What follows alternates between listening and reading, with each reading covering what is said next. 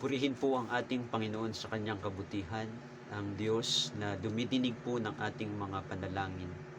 At sa mga pagkakataon pong ito, nagpapasalamat tayo sa panibagong pagkakataon na tayo po ay makapagbulay-bulay ng salita ng ating Panginoong Diyos na may kinalaman po sa kanyang kabutihan, gayon din po sa pananalangin. Kung mapapansin po natin, ang atin pong focusan ng pag-aaral po ngayon ay sulat ni Pablo sa aklat po ng mga taga-Pilipos. Sa English ay Philippians.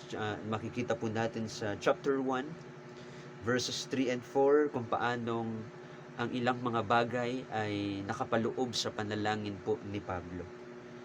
Makinig po tayo. Sabi po dito, I thank my God in every remembrance of you, always in every prayer of mine, making request for you, all with joy. Makikita po natin dito na kasama sa panalangin ni Pablo ang pagpapasalamat. At gayon din ang pag-alala, mga kapatid, sa kanya pong mga kasama sa pananampalataya na kanya pong pinaglilingkuran. At ang ilan pa rito, mga kapatid, na sabi po dito ay ang kagalakan ni Pablo. May pagpapasalamat, may kagalakan, at merong pag-alala, mga kapatid, sa kanya pong mga pinaglilingkuran o kasama sa mga pananampalataya. At makikita po natin sa pagdating po natin sa chapter 4 ay ang ilan pong mga kahawig na panalangin ni Pablo na kung ano po ang ipinapayo niya sa atin patungkol sa pananalangin. And sabi sa chapter 4 verse 4, sabi dito, rejoice in the Lord always. Again, I will say rejoice. Mga galak kayong lagi sa Panginoon, at muli kong sinasabi, mga galak kayo. Ang iglesia sa Pilipos ay humaharap po sa iba't ibang mga uri ng mga issues. May ilan pong alitan sa mga leaders ng iglesia. At makikita po natin dito, nang sabi ni Pablo, ay tayo po maging magalak lagi sa ating Panginoon. Nais ni Pablo ang kanyang payo sa mga mananampalataya na atin pong bigyan ng pansin o mag-focus tayo sa atin pong kagalakan sa halip na po na tayo po ay maapektuhan, mga kapatid, ng mga simpleng bagay ng hindi pagkakaunawaan.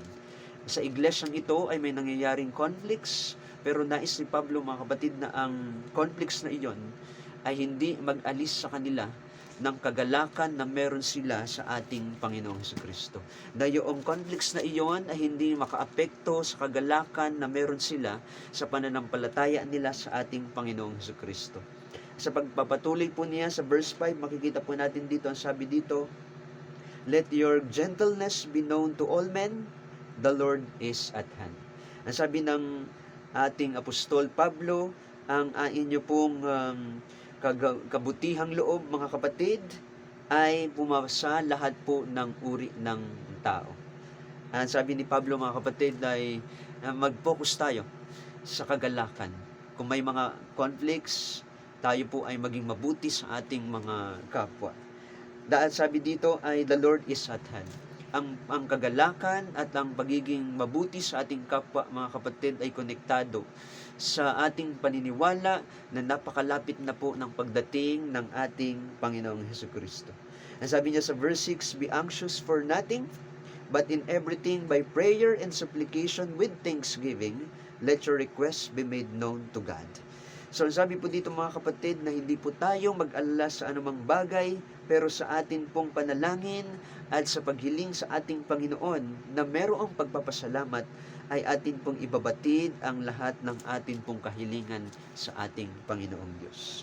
Narito din, mga kapatid, ang tinatawag po natin na pagpapasalamat sa ating Panginoon. Yun po yung maganda, no? Isinasama natin ang pagpapasalamat sa tuwing tayo po ay nananalangin sa ating Panginoon. Karamihan, tayo po'y nakafocus sa ating pong mga kahilingan lamang. Pero sa konting panahon, ay ang ibinibigay lamang natin, mga kapatid, sa pagpapasalamat sa ating Panginoon. Tingnan po natin yung sinasabi po ng SDA Bible Commentary sa pag-comment po rito sa word na Thanksgiving. Sabi niya rito, Thanksgiving is a necessary accompaniment of prayer. and ought never to be absent from our devotions. It helps us to remind us of past mercies and prepares us to receive further blessings. Yung pagpapasalamat natin pala mga kapatid ay nagpapaalala sa atin ng mga nakaraang mga biyaya o ng awa ng ating Panginoong Diyos na ginawa sa ating buhay. Yung mga nakaraang blessing na ginawa ng ating Panginoong Diyos. Ito po ang nagpapaalala sa tuwing tayo ay nagpapasalamat sa ating Panginoon. At sabi dito, ito daw po ay naghahanda sa atin na tumanggap pa in the future ng mga susunod na mga blessings na ibibigay pa ng ating Panginoon. Sabi dito, Paul himself sets an example of constant thankfulness. Na maging si Pablo mga kapatid ay nagpakita ng halimbawa na siya po ay palaging nagpapasalamat sa ating Panginoon. Tayo po ba mga kapatid na madali lang po ba sa atin na magpasalamat sa ating Panginoon? Tayo po minsan ba ay nahihirapan na magpasalamat sa ating Panginoon? Saan po ba tayo nakatingin mga kapatid? Doon sa ating mga challenges o nakatingin po tayo doon sa kabutihan ng ating Panginoon? May inspire po tayo mga kapatid at tutulungan tayong magpasalamat sa ating Panginoon sa tuwing binibilang po natin ang mga pagpapala niya sa atin. Alam niyo po ba, sabi nga po dito sa awitin, sa SDA hymnal, ay makikita po natin ang magandang mga lyrics ng awitin. Sabi po dito ay, when upon life's billows you are tempestuous, when you are discouraged, thinking all is lost, count your many blessings, name them one by one, and it will surprise you what the Lord hath done. Are you ever burdened with a load of care? Does the cross seem heavy you are called to bear? Count your many blessings, every doubt will fly, and you will be singing as the days go by. When you look at others with their lands and gold, think that Christ has promised you his wealth untold. Count your many blessings money cannot buy your reward in heaven, nor your home on high. So amid the conflict, whether great or small, do not be discouraged. God is over all. Count your many blessings. Angel will attend, help and comfort give you to your journey's end. Sabi nga rin po sa lyrics, count your blessings, name them one by one. Count your blessings, see what God hath done. Count your blessings, name them one by one. Count your many blessings, see what God hath done.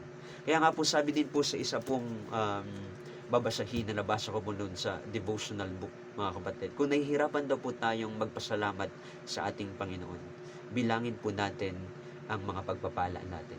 Kung nahihirapan po tayong alamin kung ano po ang mga pagpapala natin, ay gamitin daw po natin ang technique ng ABCD, yung alphabet. Ang A, hanapin natin lahat ng blessing natin na nagsisimula sa A, sa B, sa C hanggang Z. Makikita po natin lahat pong iyon mga kapatid ay napakarami pong pagpapala na ibinibigay sa atin ng Panginoon. At dahil po doon ay magiging mapagpasalamat po tayo sa ating Panginoon. At dahil doon magpo-focus po tayo mga kapatid sa ating kagalakan, sa kabutihan ng ating Panginoon, sa mga mercies na ating natatanggap, at sa gayon mga kapatid ay hindi natin hahayaan ang anumang pong mga challenges, mga conflicts na meron tayo upang mawala po ang ating kagalakan sa ating Panginoon. Kung ipagpapatuloy po natin ang basa sa last verse pong gusto ko pong i-share sa inyo. Dito pa rin po sa Philippians chapter 4 pa rin, sa sumunod na verse, sa verse 7, ang sabi po dito ay, and the peace of God, which surpasses all understanding, will guard your hearts and minds through Christ Jesus. So, ang magiging resulta mga kapatid ay ang kapayapaan na ibibigay sa atin ng ating Panginoon. Ang sabi po sa comment po dito ng SDA Bible Commentary, sabi dito, Paul makes clear that such peace will be given him who lives a prayer-filled life. Ang kapayapaan na iyon mga kapatid ay isang pangako na ibibigay sa isang buhay na mapanalanginin. It may not be possible for the Christian always to be at peace with all men, sabi niya rito, but failure to achieve that condition need not interfere with his receiving the peace of God in his heart. Bagamat mga kapatid, sabi po ng ating apostol na tayo po, ang goal natin ay magkaroon tayo ng kapayapaan sa lahat po ng mga tao. Pero kung hindi man natin maabot mga kapatid ang iyong payong iyon, ay hindi dapat iyon ang maging dahilan upang hindi natin makamit or maranasan ang peace or kapayapaan na ibinibigay sa atin ng ating Panginoon. Ang sabi dito, such peace is grounded on faith in God and a personal knowledge of His power and care. Ang kapayapaan pa lang iyon, mga kapatid, ay grounded, mga kapatid, sa pananampalataya natin sa ating Panginoong Diyos at sa personal na pagkaalam po natin sa kanyang kapangyarihan at ang kanyang pangangalaga po sa atin.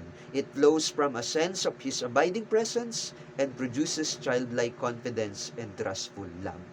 So, ito po ay nagmumula, mga kapatid, sa pagkaalam natin at pagkadama natin ng presensya o pakikisama ng presensya ng ating Panginoong Diyos. So, tayo po, mga kapatid, ay magkaroon ng kapayapaan sa piling ng ating Panginoon. Maging mapagpasalamat tayo. Magalak tayo sa kanyang presensya. Magalak tayo sa kanyang kabutihan at lagi nating pasalamatan ang ating Panginoon.